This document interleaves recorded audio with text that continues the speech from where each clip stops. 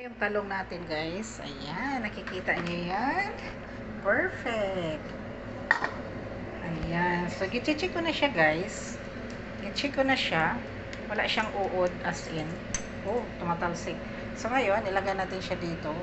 Ayan. Ano muna natin siya? Ibabad ko lang muna siya mga 1 minutes para ma-absorb yung salt na nilagay natin dyan. Perfect yung ano natin. Talong. O, diba?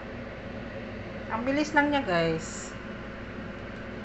Hindi mo na kailangan pang mag-boil-boil. Ayan, mayroon na ring air fryer. Mabilis lang talaga. So, kaya grab na kayo sa air fryer. Ako kasi, mas gusto ko sa air fryer. Hindi kasi ako nagstay sa bahay. Siguro pag nagstay ako sa bahay, bumili din ako ng sariling air fryer.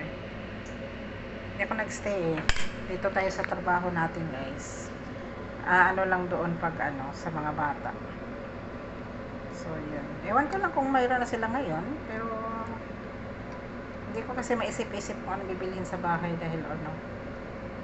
Ayan, yung atong babad muna natin bago natin siya ilagay doon sa ating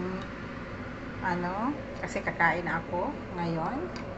Gutom na ako, mag-init. Ibabad muna natin siya, guys, kahit mga 1 minutes dyan. Di ba ang perfect? Pak.